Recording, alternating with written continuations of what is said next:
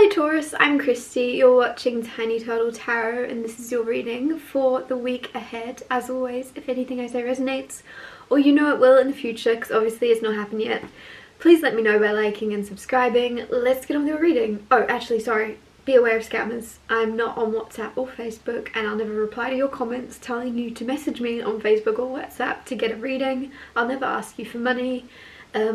That's not me. Even if it looks like me, it's not me. Sorry, let's get on with your reading. What's happening for the beautiful Taurus this week? Why am I talking really quickly?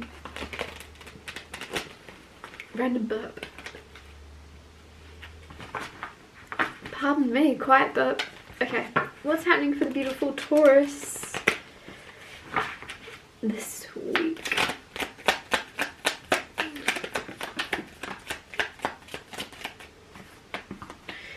I just got the words, oh, Seven of Cups. I just got the words rise above come through. Queen of Wands, Seven of Cups, the Magician, Ten of Cups. If that isn't rise above, I don't know what is. Ten of Swords. Oh my goodness, it's very rise above energy. I don't know what this is, but there's something that's trying to drag you down. It could be an idea or a thought. With the Seven of Cups being sometimes daydreaming. When I was shuffling, I randomly had like this person pop up in my head that is not someone I want to be thinking about at all. And I just went, no, I'm going to rise above. It's not going to drag me down. And rise above. And so there's something where you could have thoughts, daydreams or memories come through that you just want to let go of. And there's something where you are successfully rising above and focusing on and replacing negative thoughts with positive ones and replacing negative memories with positive ones and kind of going, well, do you know what?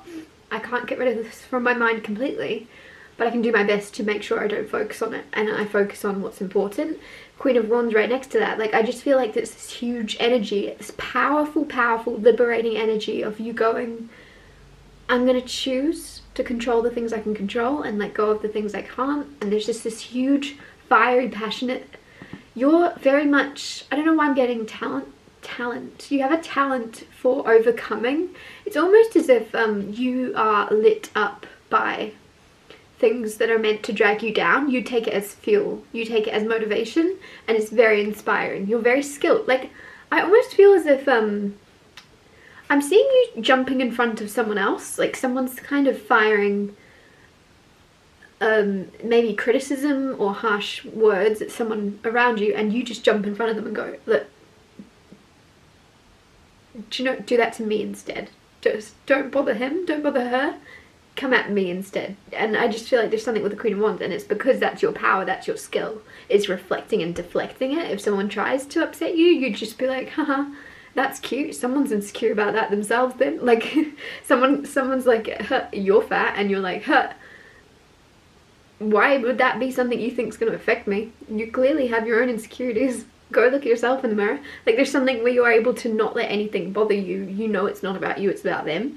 And I just feel like you're very skilled. I also just feel like this rise above isn't me saying like you're rising above and avoiding something or ignoring it. It's you going, I'm gonna rise above and do my best to be better than, and to be like, to switch the energy and then move on, instead of, I don't know, sometimes people can kind of and like, I just like squeezed my hand real tight then, that was random. Like, sometimes something can happen in your life and then you hold on to it very tightly, and there's something where you're actually not doing that. Even if you handle a situation really well, you're then able to transmute it and move on from it and move on to the next thing, rather than becoming or identifying very like solemnly identifying with a kind of version of yourself. You're able to not do that. And with the Ten of Swords on the bottom, like, you're just being reborn each moment and going, yep, well, that's who I was 10 minutes ago. It doesn't mean to say I'll do that the exact same way again in 10 minutes time, but we'll see. It'll be a surprise for everyone. The Magician here is manifestation. You're very powerful manifester. Sometimes I kind of want to remind you, like, I feel as if you are so good at creating the reality you want to create that it happens so quickly for you, and then you go, well, that was easy, and then you kind of have maybe forgotten, maybe it's been a while since you've manifested any changes or any like significant huge things into your life. You've not done that in a while because you've been very at peace with where you're at, and now it's almost time to remember your power and remember your skill and remember your talent for manifesting exactly what you want. And it's almost as if like everybody's a manifest. Everybody's manifesting the next moment, constantly pregnant with the next, without realizing it. However, the talent and the skill is you have this self-awareness of your thoughts, of where your mind goes. You know how sometimes people can like accumulate negative habits or do things without noticing. Like me right now, like if you watch my videos, you know I always do this thing where I'm like trying to fix myself, or I'm like, you know, like, I don't know. And it's just because I don't realize I'm doing it, it just adds up. And I don't know, it's just me. And there's something here where you are aware of that. You wouldn't be doing what I'm doing. You wouldn't be like this. You have some type of self-awareness of your body, or self-awareness of your thoughts, self-awareness of things don't build up like that. You don't like things get to that kind of level. Like, yeah, whereas I'm oblivious to myself, especially. You're very aware of yourself at all times, and there's something where that is why you're so good at manifesting, is you're aware of where your thoughts go, you're aware of where your beliefs go, and the things you think about yourself and the things you believe about yourself, and whenever something stresses you out, you rise above it, you don't let it keep you down. And so there's something because of your self-awareness, because of your ability to constantly be aware of your own self, a lot more than most people are. A lot of people aren't. A lot of people aren't aware of what they're doing. A lot of people aren't kind of noticing the bad habits or the things that they all add up, if that makes sense. Like, I don't know why I'm getting something about coffee. Some of you might be like caffeine or coffee addicts or something. But you know it, if that makes sense. Whereas other people would be like, oh no, it's just one coffee. Oh, okay, do you know what? I just have a second one. It's not really woken me up. Oh, I kind of need a third one. And it's like it builds up and it builds up and it builds up. And you also kind of build a tolerance to it as well. Anyways, I don't know where I was going with this, apart from the fact that you don't let things build up to that point. You don't let things, you're self-aware enough to kind of be disciplined in, it feels more about like your thinking and your indulgence. Seven of Cups can sometimes actually be over drinking. So there might be kind of something actually saying, don't drink this week, or like be disciplined in showing yourself that you do have control over yourself. 10 of Cups also. 10 of Cups is this energy of happily ever after. It's very beautiful. Very, very good.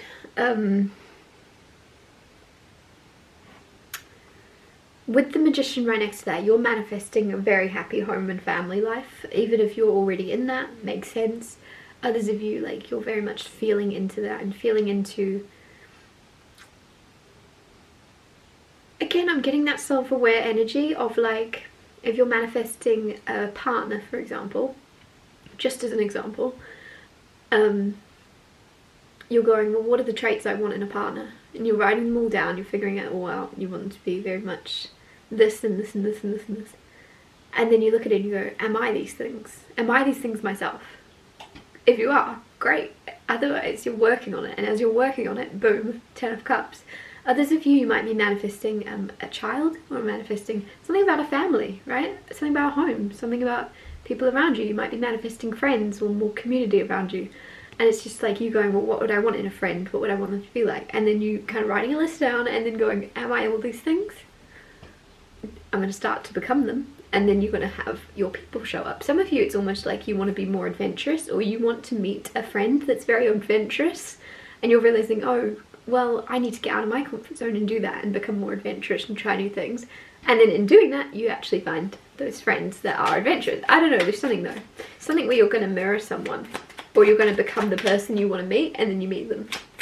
Clarified 7 of Cups.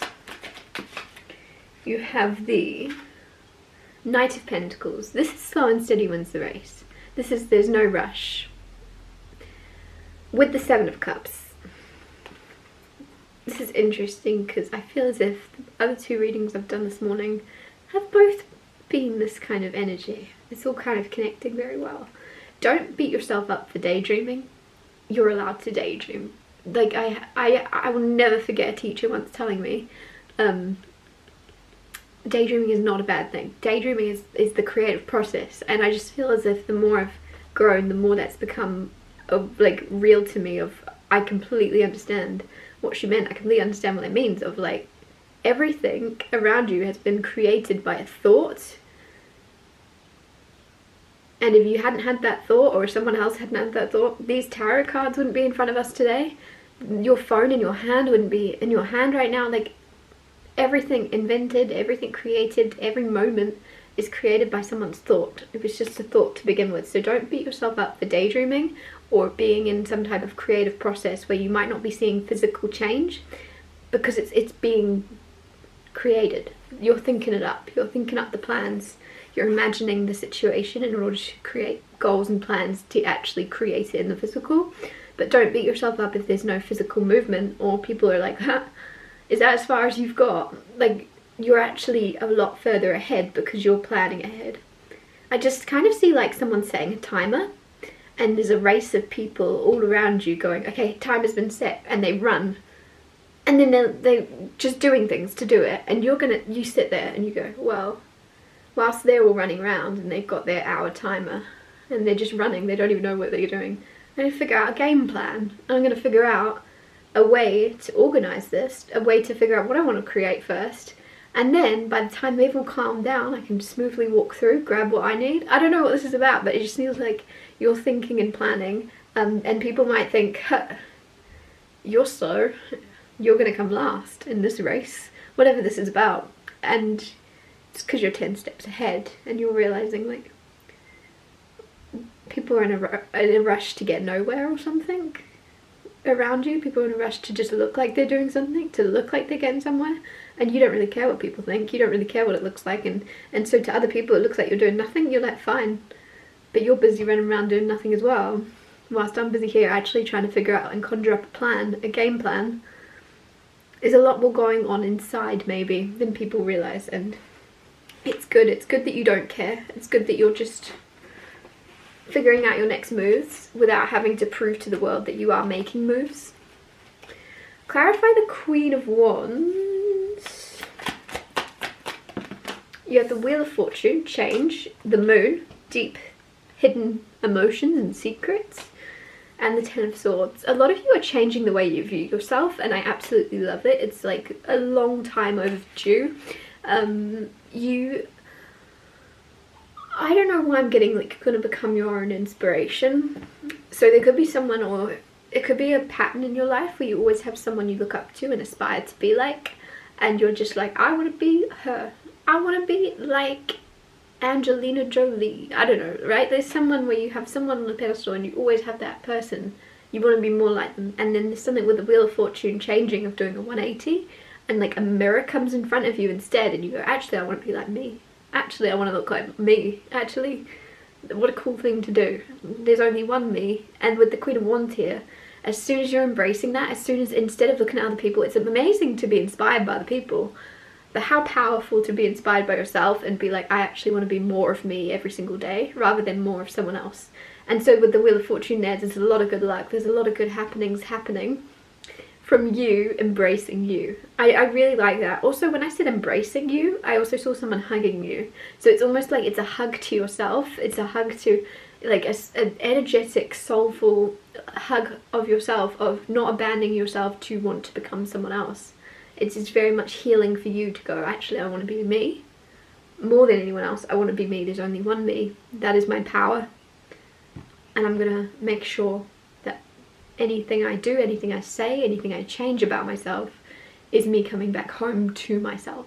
With the moon here, there's something hidden also. There's a side of yourself that's hidden or kept secret or like undercover.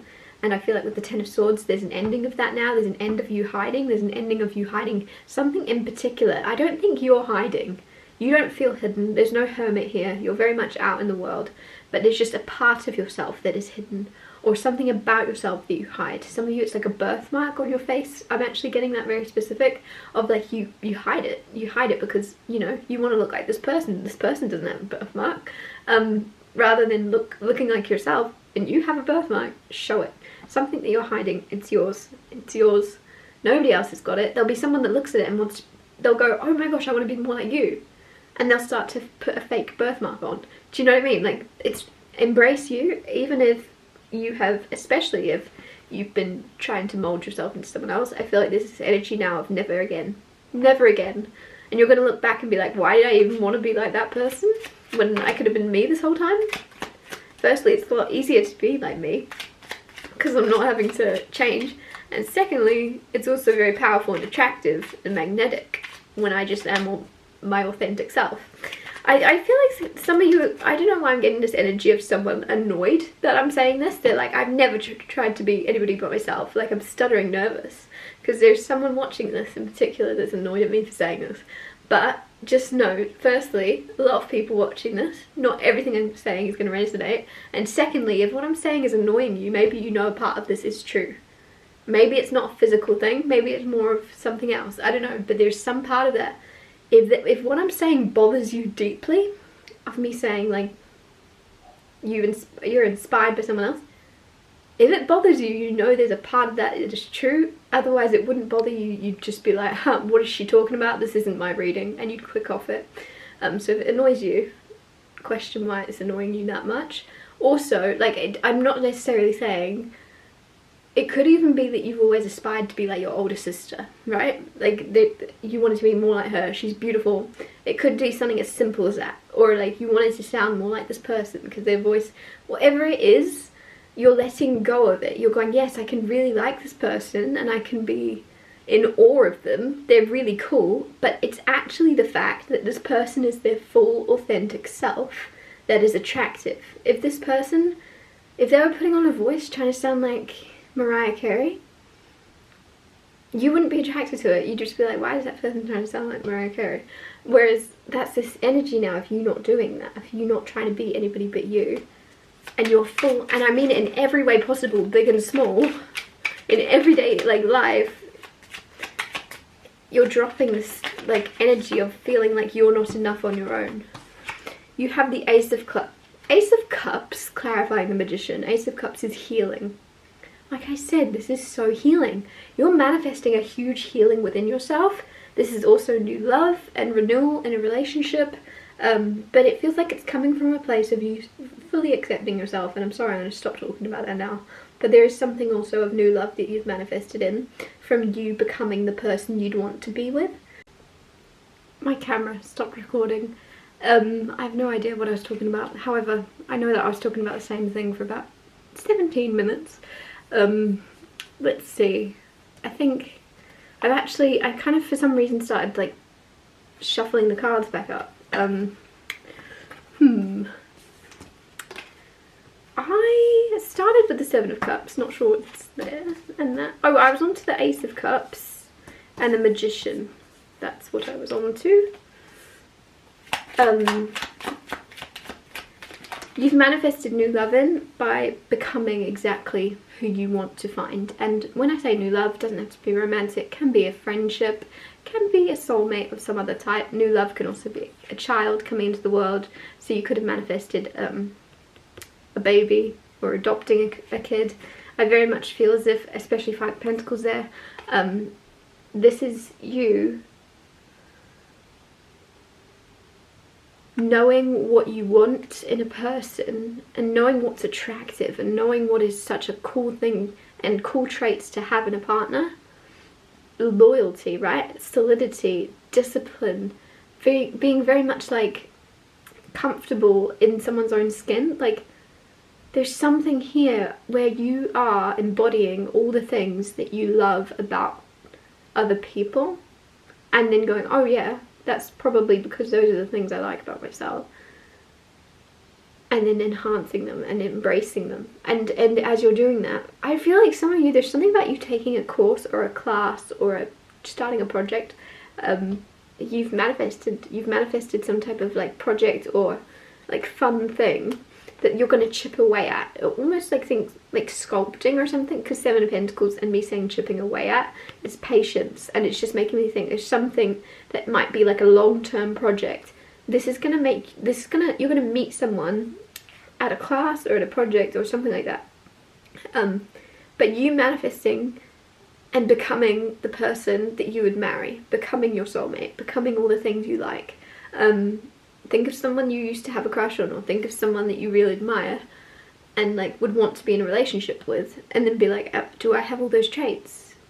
It's very much like that, and a lot of you already do, but it's just like making sure you embody those traits around other people, which is a specific thing to say. So you could have like, some of you reserve the best side of yourself for the people that have earned it, which is completely fine, that's great.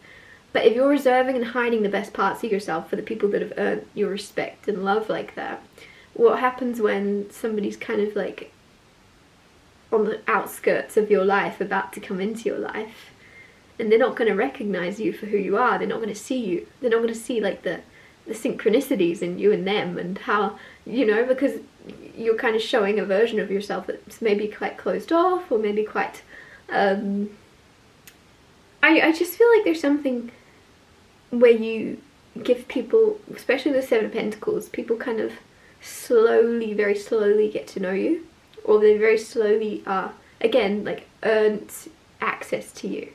And there's something coming in, Queen of Wands, Ace of Cups, the Magician, of you potentially having to show yourself and be yourself around new people without them having earned it, without you knowing whether they're worthy of your time. In order for you to meet your people, they're not going to be able to meet like this preview version of you, right? And pay a monthly subscription to get the full thing. You're just going to have to give them the full version for free. Otherwise they're not going to give you the full version of them either. Does that make sense? I just feel like there's this guardedness that you're going to let down, and you're just going to go, huh, Ace of Cups. I don't know why I'm getting you can see me. It's a weird thing to say, but it just came through, like, you can see me, this is me.